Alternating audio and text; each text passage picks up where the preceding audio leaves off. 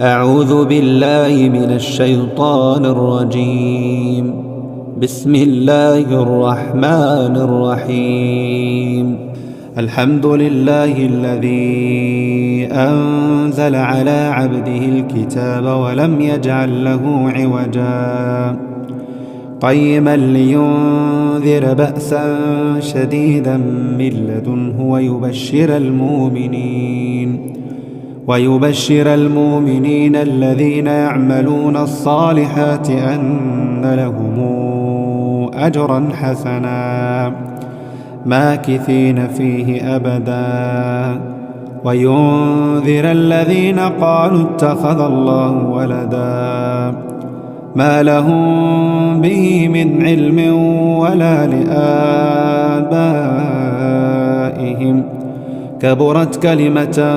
تخرج من أفواههم إن يقولون إلا كذبا فلعلك باخع نفسك على آثارهم إن لم يؤمنوا بهذا الحديث أسفا إنا جعلنا ما على الأرض زينة لها لنبلوهم أيهم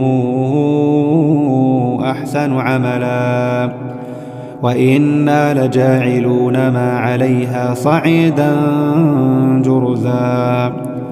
أم حسبت أن أصحاب الكهف والرقيم كانوا من آياتنا عجبا إذا والفتية إلى الكهف فقالوا ربنا آتنا من لدنك رحمة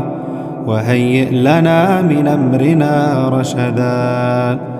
فضربنا على آذانهم في الكهف سنين عددا ثم بعثناهم لنعلم أي الحزبين أحصى لما لبثوا أمدا نحن نقص عليك نبأهم بالحق إنهم فتيتنا آمنوا بربهم وزدناهم هدى وربطنا على قلوبهم إذ قاموا فقالوا ربنا رب السماوات والأرض لن ندعو من دونه إلها لقد قلنا إذا شططا هؤلاء قوم اتخذوا من دونه آلهة لولا ياتون عليهم بسلطان بين فمن أظلم ممن افترى على الله كذبا وإذ اعتزلتموهم وما يعبدون إلا الله فأووا إلى الكهف ينشر لكم ربكم من رحمته ويهيئ لكم من أمركم مرفقا وترى الشمس إذا طلعت تزاور عن كهفهم ذات اليمين وإذا غربت تقرضهم ذات الشمال وهم في فجوة منه ذلك من آيات الله من يهد الله فهو المهتد ومن يضلل فلن تجد له وليا مرشدا وتحسبهم أيقاظا وهم رقود ونقلبهم ذات اليمين وذات الشمال وكلبهم باسط ذراعيه بالوصيد لو اطلعت عليهم لوليت منهم فرارا ولملئت منهم رعبا وكذلك بعثناهم ليتساءلوا بينهم قال قائل منهم كم لبثتم قالوا لبثنا يوما أو بعض يوم قالوا ربكم أعلم بما لبثتم فابعثوا أحدكم بورقكم هذه إلى المدينة فلينظر أيها أزكى طعاما أزكى طعاما فلياتكم برزق منه وليتلطف ولا يشعرن بكم أحدا إنهم إن يظهروا عليكم يرجموكم أو يعيدوكم في ملتهم ولن تفلحوا إذا أبدا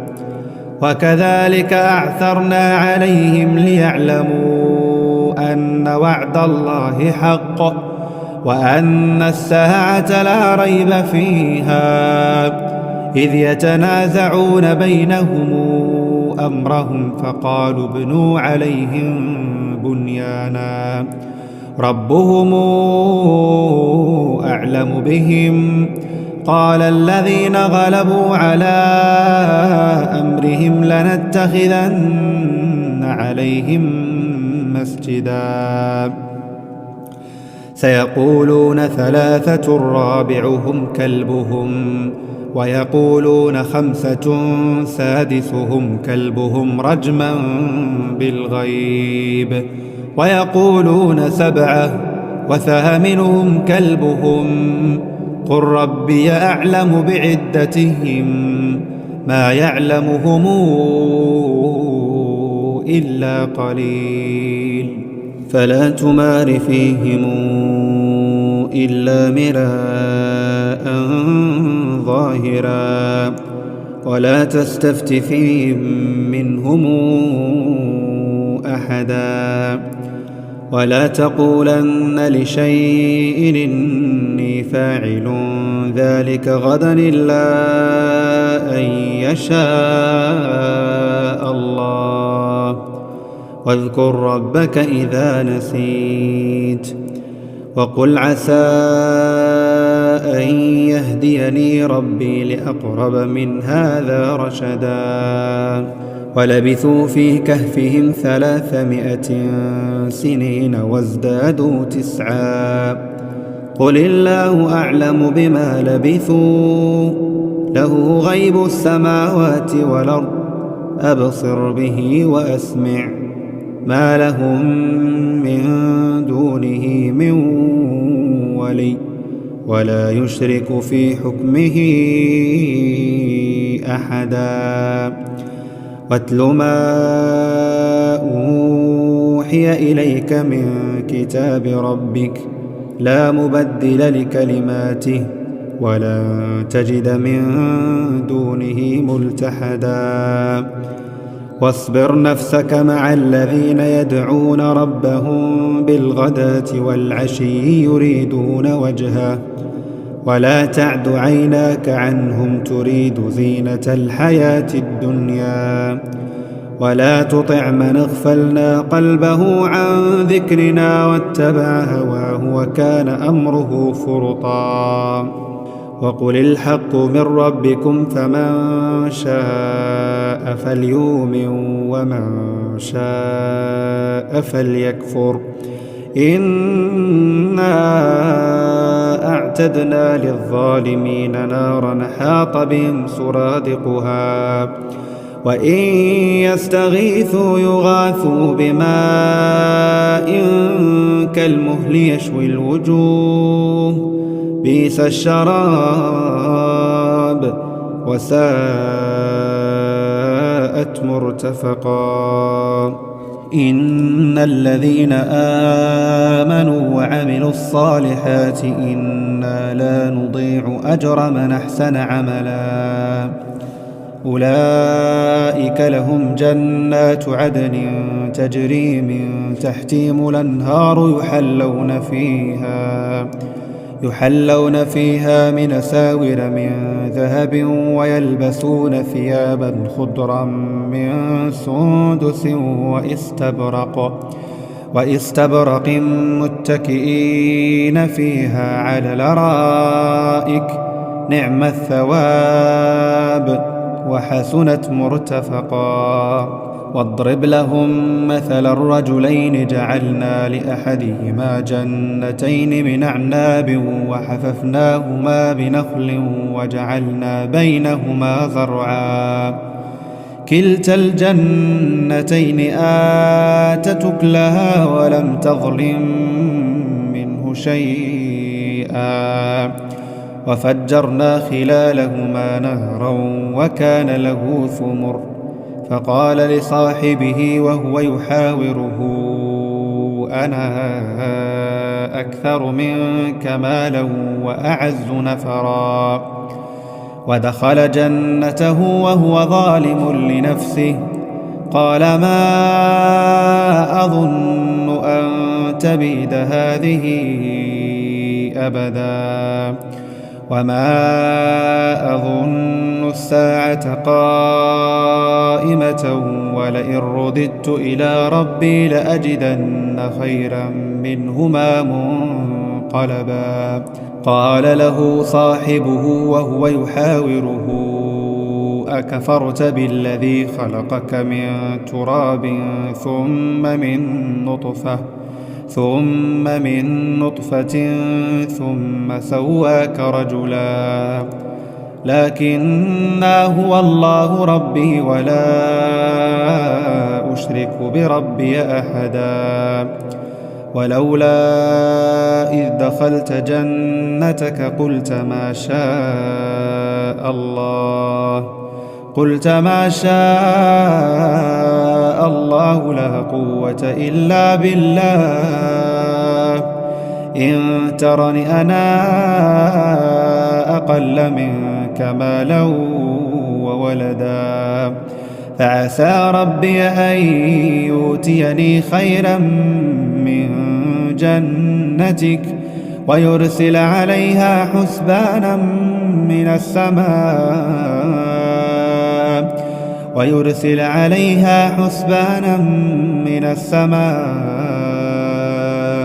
فتصبح صعيدا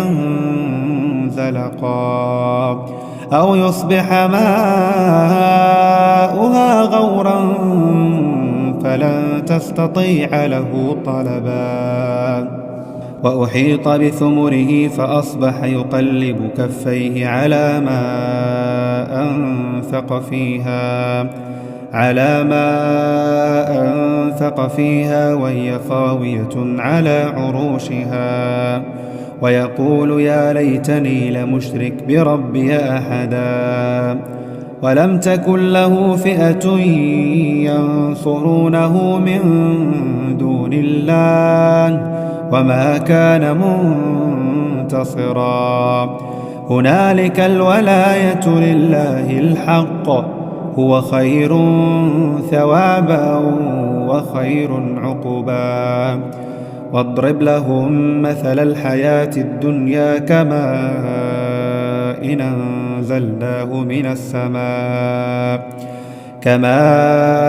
أنزلناه من السماء فاختلط به نبات الأرض فأصبح هشيما تذروه الرياح وكان الله على كل شيء مقتدرا المال والبنون زينة الحياة الدنيا والباقيات الصالحات خير عند ربك ثوابا وخير نملا ويوم نسير الجبال وترى الأرض بارزة وحشرناهم فلم نغادر منهم أحدا وعرضوا على ربك صفا لقد جئتمونا كما خلقناكم أول مرة بل زعمتم أن لن نجعل لكم موعدا ووضع الكتاب فترى المجرمين مشفقين مما فيه ويقولون يا ويلتنا ما لهذا الكتاب لا يغادر صغيرة ولا كبيرة إلا أحصاها ووجدوا ما عملوا حاضرا ولا يظلم ربك أحدا. وإذ قلنا للملائكة اسجدوا لآدم فسجدوا إلا إبليس كان من الجن ففسق عن أمر ربه أفتتخذونه وذريته أولياء من دوني وهم لكم عدو بئس للظالمين بدلا. ما أشهدتهم خلق السماوات والأرض ولا خلق أنفسهم وما كنت متخذ المضلين عضدا. ويوم يقول نادوا شركائي الذين زعمتم فدعوهم فلم يستجيبوا لهم وجعلنا بينهم موبقا. ورأى المجرمون النار فظنوا أنهم مواقعوها ولم يجدوا عنها مصرفا. ولقد صرفنا في هذا القرآن للناس من كل مثل وكان الإنسان أكثر شيء جدلا. وما منع الناس أن يؤمنوا إذ جاءهم الهدى ويستغفروا ربهم إلا أن تأتيهم سنة الأولين أو يأتيهم العذاب قبلا. وما نرسل المرسلين إلا مبشرين ومنذرين ويجادل الذين كفروا بالباطل ليدحضوا به الحق واتخذوا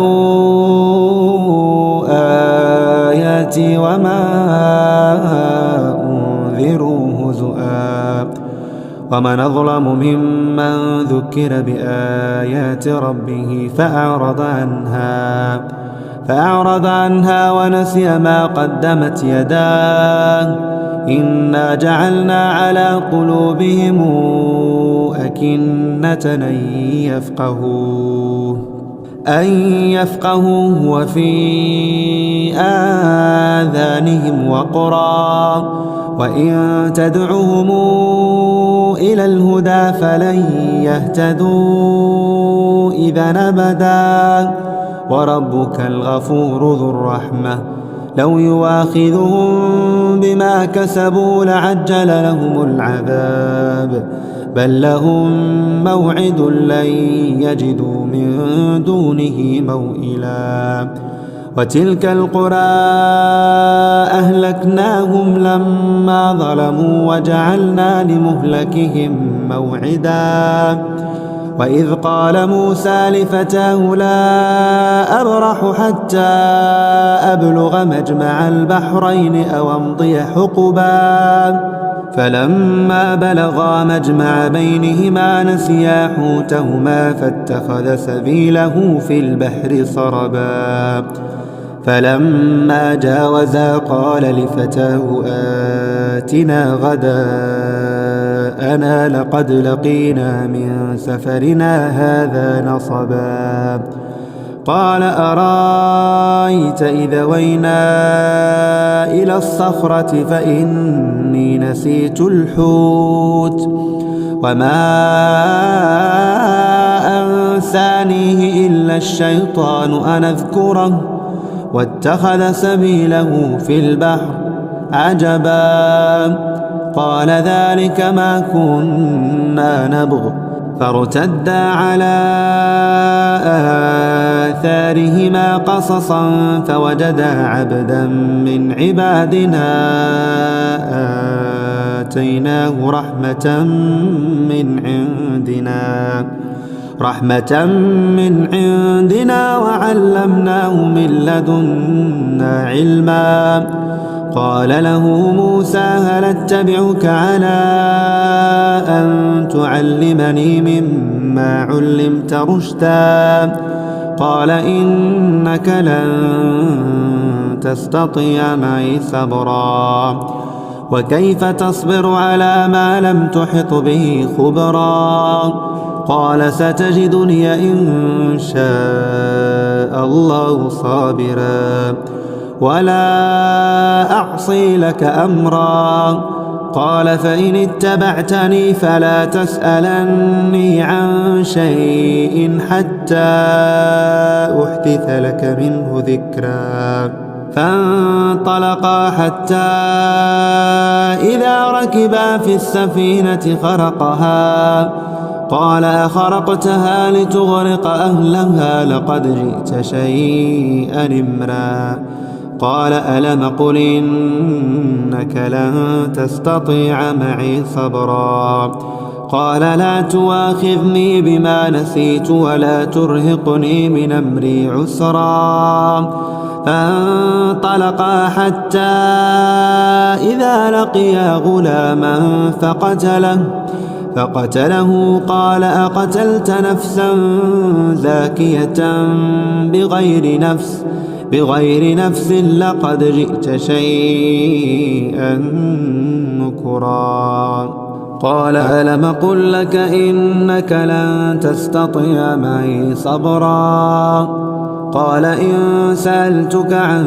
شيء بعدها فلا تصاحبني قد بلغت من لدني عذرا فانطلقا حتى إذا أتيا أهل قرية استطعما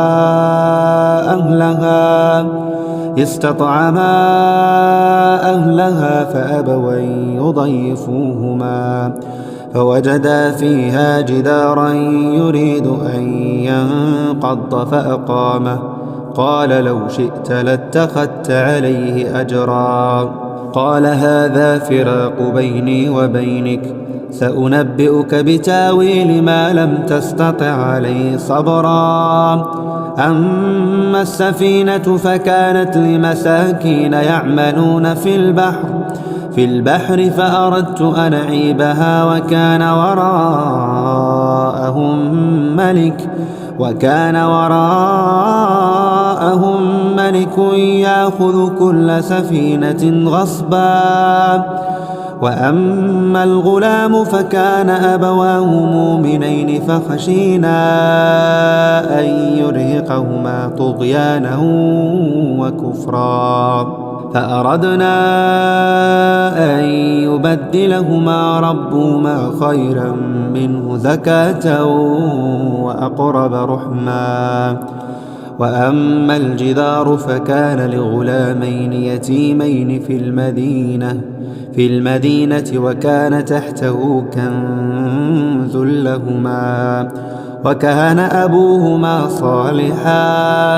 وكان أبوهما صالحا فأراد ربك أن يبلغا أشدهما ويستخرجا كنزهما رحمة من ربك وما فعلته عن أمري ذلك تاويل ما لم تسطع عليه صبرا ويسألونك عن ذي القرنين قل سأتلو عليكم منه ذكرا إنا مكنا له في الأرض وآتيناه من كل شيء سببا فاتبع سببا حتى إذا بلغ مغرب الشمس وجدها تغرب في عين حمئة ووجد عندها قوما قلنا يا ذا القرنين إما أن تعذب وإما أن تتخذ فيهم حسنا قال أما من ظلم فسوف نعذبه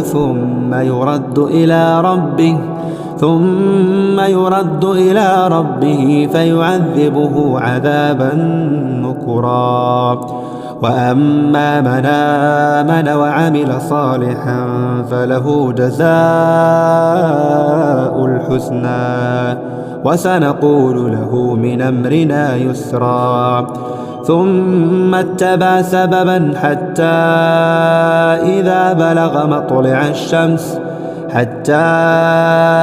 إذا بلغ مطلع الشمس وجدها تطلع على قوم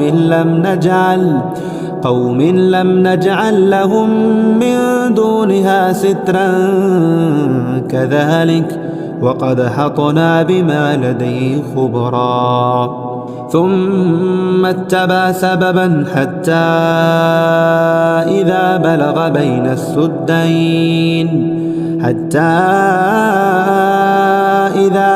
بين السدين وجد من دونهما قوما لا يكادون يفقهون قولا قالوا يا ذا القرنين إن ياجوج وماجوج مفسدون في الأرض فهل نجعل لك خرجا على أن تجعل بيننا وبينهم سدا قال ما مكني فيه ربي خير فأعينوني بقوة نجعل بينكم وبينهم ردما آتوني زبر الحديد حتى إذا ساوى بين الصدفين قال انفخوا حتى إذا جعله نارا قال آتوني أفرغ عليه قطرا فما استطاعوا أن يظهروه وما استطاعوا له نقبا قال هذا رحمة من ربي فإذا جاء وعد ربي جعله دكا وكان وعد ربي حقا وتركنا بعضهم يومئذ يموج في بعض ونفخ في الصور فجمعناهم جمعا وعرضنا جهنم يومئذ للكافرين عرضا الذين كانت أعينهم في غطاء عن ذكري وكانوا لا يستطيعون سمعا أفحسب الذين كفروا أن يتخذوا عبادي من دوني أولياء إنا أعتدنا جهنم للكافرين نزلا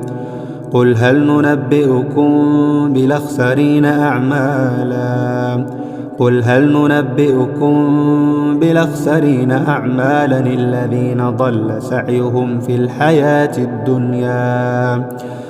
الذين ضل سعيهم في الحياة الدنيا وهم يحسبون أنهم يحسنون صنعا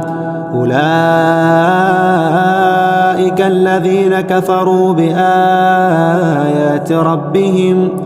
الذين كفروا بآيات ربهم ولقائه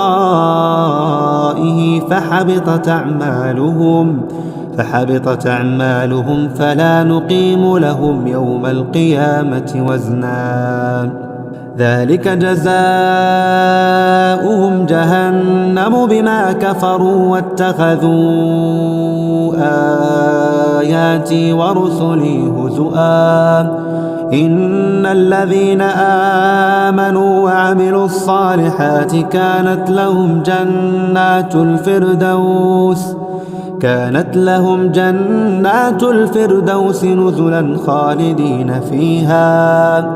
خالدين فيها لا يبغون عنها حولا قل لو كان البحر مدادا لكلمات ربي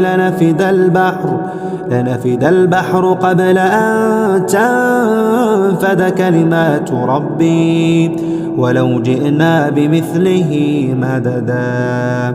قل إنما أنا بشر مثلكم يوحى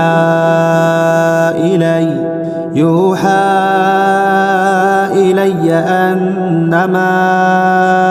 إلهكم إله واحد فمن كان يرجو لقاء ربه فليعمل عملا صالحا ولا يشرك بعبادة ربه أحدا.